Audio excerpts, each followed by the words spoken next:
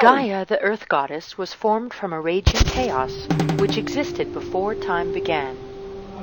She gave birth to Uranus, the sky, who covered her completely with his starry mantle. The two of them became the first husband and wife. They bore many children, most of which were terrible monsters, creatures with 100 arms, and the Cyclops, mighty giants with one eye each. Uranus feared these powerful creations and hid them deep in the earth. This caused Gaia great pain, as she loved her children. She became angry and plotted to destroy her husband. Finally, Gaia gave birth to several gods and goddesses who were not fearful monsters. Among them was Kronos, who was strong enough to overthrow Uranus. Gaia made him a sickle fashioned from the hardest rock she knew, and gave it to her son with instructions. Kronos hid in his mother's shadow until night fell, and Uranus the sky came to earth. When Uranus was resting at last, Kronos sprang from his hiding place and killed his father with one stroke. Thus Kronos became king of the sky in his father's place. He married Rhea, an earth goddess, and had many more children. He created the first race of men made of gold. This was called the Golden Age, when men didn't have to work, and there was no suffering or death. But Kronos was also cruel and feared his children. After each was born, he ate it whole, with the clothes and all, so he would never be overthrown.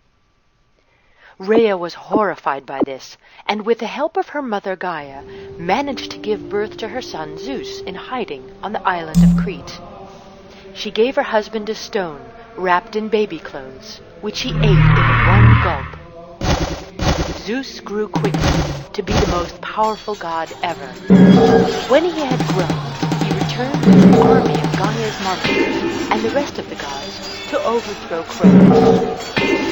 The war was terrible and went on for years and years and years. All of the men of the Golden Age were killed. Zeus freed his brothers and sisters and built the palace of Olympus, where he ruled the earth and all gods and men.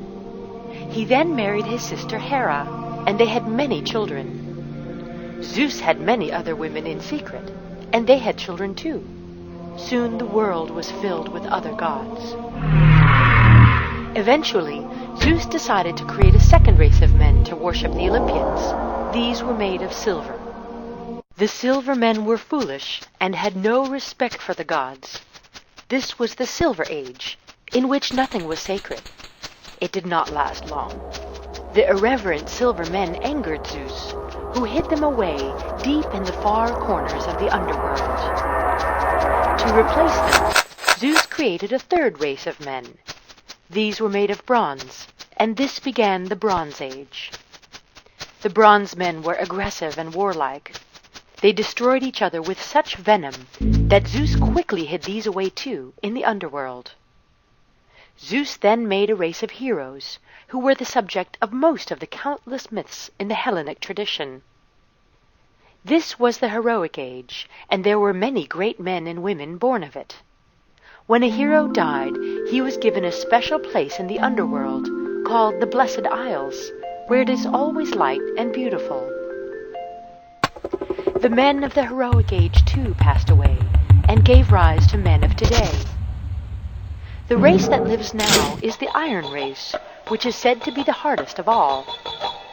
Men of the Iron Age must toil all of their lives and suffer and die.